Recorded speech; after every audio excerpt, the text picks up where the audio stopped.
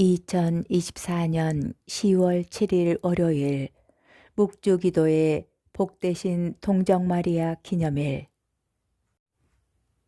제1독서 사도 바오로의 갈라티아서 말씀입니다. 형제 여러분, 그리스도의 은총 안에서 여러분을 불러주신 분을 여러분이 그토록 빨리 버리고 다른 복음으로 돌아서다니 나는 놀라지 않을 수 없습니다. 실제로 다른 복음은 있지도 않습니다.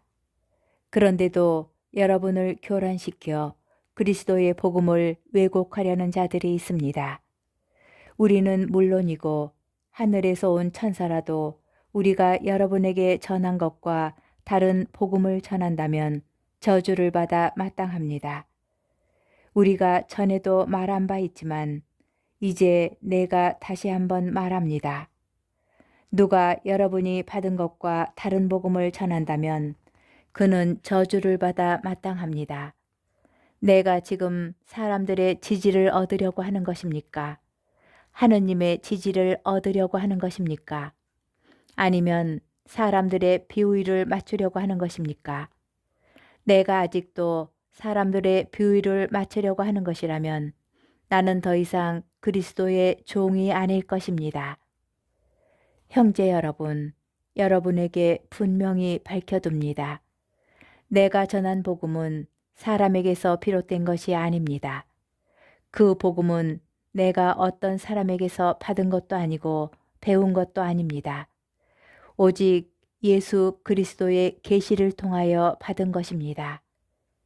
주님의 말씀입니다. 복음 루카복음 10장 25절에서 37절의 말씀입니다. 그때에 어떤 율법 교사가 일어서서 예수님을 시험하려고 말하였다.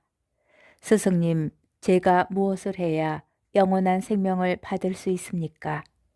예수님께서 그에게 말씀하셨다. 율법에 무엇이라고 쓰여 있느냐?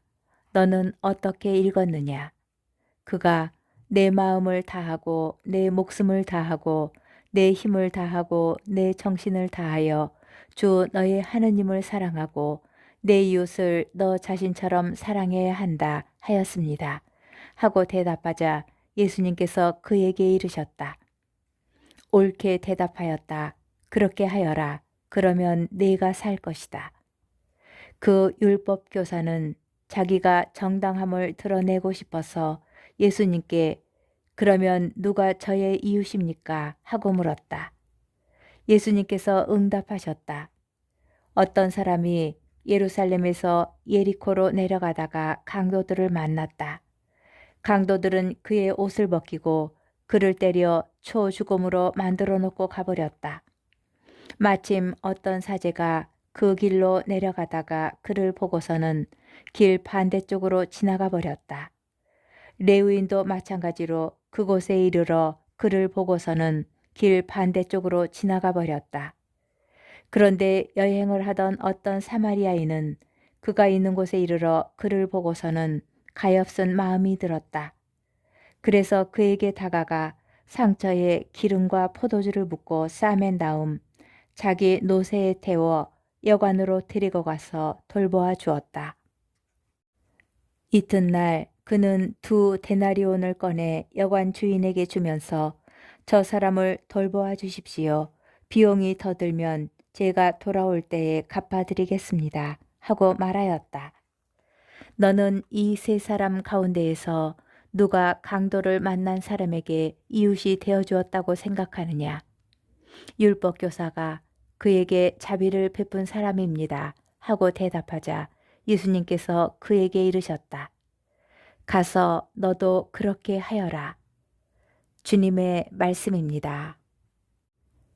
오늘의 묵상. 오늘 복음을 가만히 보면 율법교사가 질문하지만 사실 답을 다 알고 있습니다.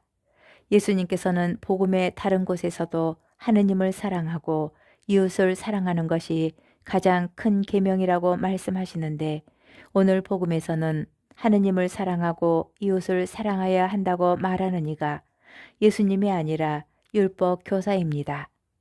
마음과 목숨과 힘과 정신을 다하여 주 너희 하나님을 사랑하는 계명은 신명기에 있고 이웃을 자신처럼 사랑하라는 계명은 레위기에 있으니 율법학자가 이 계명들을 알고 있는 것은 당연하고 예수님께서 이 계명들을 지키게 하신다고 하여서 그에게 새로운 무엇을 요구하시는 것이 아닙니다.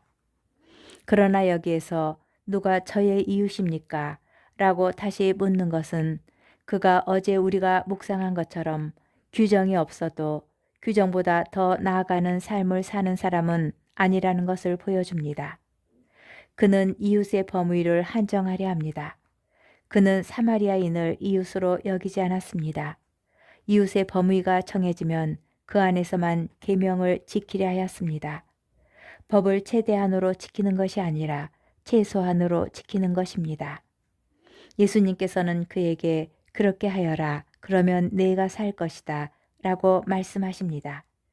그런데 그가 이웃을 한정하려 할 때 그는 자기가 정당하다고 생각하지만 과연 그는 계명을 실천하여 생명을 얻었을까요?